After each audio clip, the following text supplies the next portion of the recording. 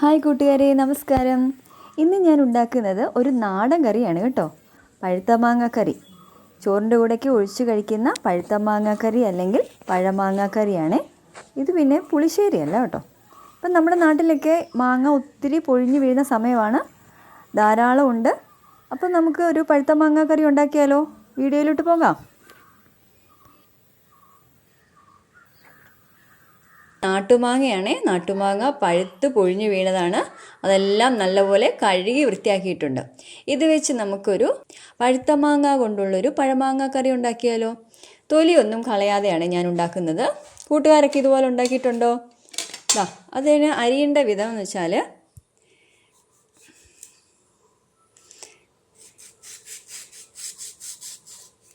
കണ്ട, തൊലി കളയണ്ട, തൊലിയോട് കൂടി തന്നെയാണ്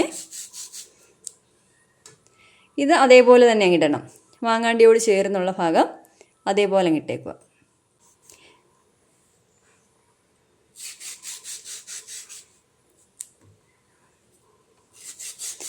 ഇങ്ങനൊരു പഴമാങ്ങാക്കറി എല്ലാവരും ഉണ്ടാക്കിയിട്ടുണ്ടോ? ഇതൊന്ന് വെച്ച് നോക്കണം, നല്ല ടേസ്റ്റാണ്.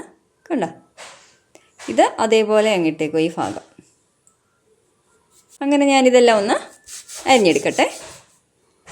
മാങ്ങയെല്ലാം ഇതേപോലെ അരിഞ്ഞ് വെച്ചിട്ടുണ്ട് കേട്ടോ. കൂടെ പച്ചമുളകും ഉള്ളിയും ചേർത്തിട്ടുണ്ട്. അപ്പോൾ ഇതിന് നമുക്കിനി കറി വെക്കണ്ടേ? അപ്പോൾ ഞാൻ ആദ്യം ഒരു ചീനച്ചട്ടി ചൂടാക്കട്ടെ. ചീനച്ചട്ടി നന്നായി ചൂടായിട്ടുണ്ട്. ഈ സമയത്ത് നമുക്ക് വെളിച്ചെണ്ണ ഒഴിച്ചു കൊടുക്കാം. ഈ അരിഞ്ഞ് വെച്ചേക്കുന്ന പഴുത്ത മാങ്ങയെല്ലാം ഇട്ട് കൊടുക്കാം. കൂടെ തന്നെ ഒരു 1/2 സ്പൂൺ മുളക് പൊടി, 1/2 സ്പൂൺ മഞ്ഞൾപ്പൊടി, 1 സ്പൂൺ ഉപ്പ്, വേകാൻ ആവശ്യത്തിനുള്ള വെള്ളവും കൂടെ ചേർത്ത് കൊടുക്കണേ. നന്നായി ഇളക്കി കൊടുക്കണം. വെള്ളത്തിൽ കിടന്ന് മാങ്ങയൊക്കെ ഒന്ന് നന്നായി തിളയ്ക്കട്ടെ. വേകാൻ വേണ്ടി നമുക്കൊന്ന് മൂടി വെച്ചേക്കാവേ. ഇപ്പോൾ മാങ്ങ തിളയ്ക്കുന്ന സമയം കൊണ്ട് നമുക്ക് അരപ്പ് തയ്യാറാക്കാം. അരപ്പിനാവശ്യമുള്ള സാധനങ്ങൾ ഞാനൊരു അരമുറി, വലിയൊരു അരമുറി തേങ്ങ തിരുമ്മിയതെടുത്തിട്ടുണ്ട്. പിന്നെ ഒരു 3 അല്ലി ചെറിയുള്ളിയും 1 അല്ലി വെളുത്തുള്ളി, 3 കഷ്ണം ചെറിയുള്ളി, പിന്നെ 1 സ്പൂൺ ജീരകം ഞാൻ ചേർത്തിട്ടുണ്ട്. ഇതെല്ലാം കൂടെ നന്നായി അരയ്ക്കണം. ഞാൻ അരപ്പ് അരച്ചെടുത്തുകൊണ്ട് വന്നിട്ടുണ്ട്. ഒട്ടും തരിതരിപ്പില്ലാതെ നല്ല പേസ്റ്റ് പരുവത്തിൽ അരച്ചെടുക്കണം കേട്ടോ. അപ്പോൾ നമ്മുടെ മാങ്ങയൊക്കെ ഒന്ന് വേകട്ടെ. നമ്മുടെ കറി നല്ലപോലെ തിളച്ചിട്ടുണ്ട്. നമുക്കൊന്ന് നോക്കാം.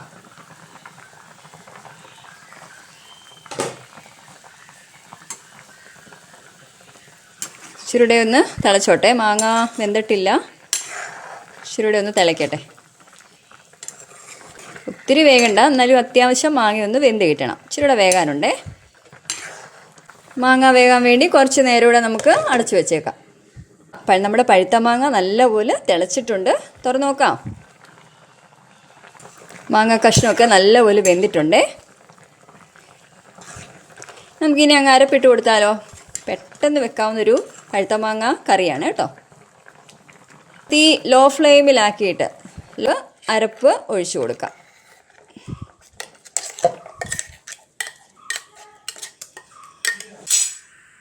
ഉപ്പെല്ലാം ഞാൻ ഒഴിച്ചു കൊടുത്തിട്ടുണ്ട്. എന്നിട്ട് നല്ലതായിട്ട് ഇളക്കി കൊടുക്കാം. നല്ല മണം വരുന്നുണ്ട് കേട്ടോ. തിളപ്പിക്കണ്ട കേട്ടോ, അരപ്പ് തിളപ്പിക്കുകയേ വേണ്ട. നല്ലപോലെ ഒന്ന് ചൂടാക്കി എടുത്താൽ മതിയേ. അടിപൊളി പഴുത്ത മാങ്ങാക്കറിയാണ്. ഈ സമയത്ത് ഉപ്പൊക്കെ ആവശ്യമുണ്ടെങ്കിൽ നമുക്ക് ഉപ്പൊക്കെ ചേർത്ത് കൊടുക്കാം കേട്ടോ. ഇനി നമുക്ക് കടുക് വറുത്ത് താളിക്കാം. ചീനച്ചട്ടി നന്നായിട്ട് ചൂടായിട്ടുണ്ട്. ഈ സമയത്ത് എണ്ണ ഒഴിച്ചു കൊടുക്കാം. 1/2 സ്പൂൺ കടുക്, കൂടെ ചെറിയുള്ളി ഇട്ട് കൊടുക്കുക. വറ്റൽമുളക് കീറിയത് 3-4 എണ്ണം.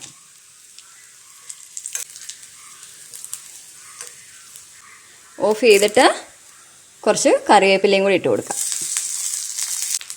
ഇനി നമ്മുടെ പഴുത്ത മാങ്ങ കറിയിലോട്ട് ഇട്ട് കൊടുക്കാം.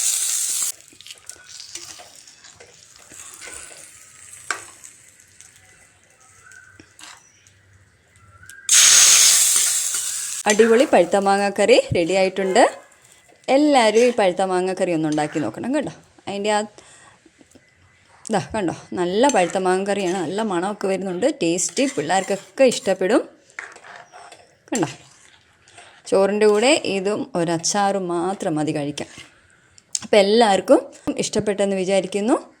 ഇതുപോലെ എല്ലാവരും ഒന്ന് ഉണ്ടാക്കി നോക്കണം. അപ്പോൾ നമുക്ക് അടുത്ത പുതിയൊരു റെസിപ്പിയുമായി വീണ്ടും കാണാം. Okay, bye, thank U.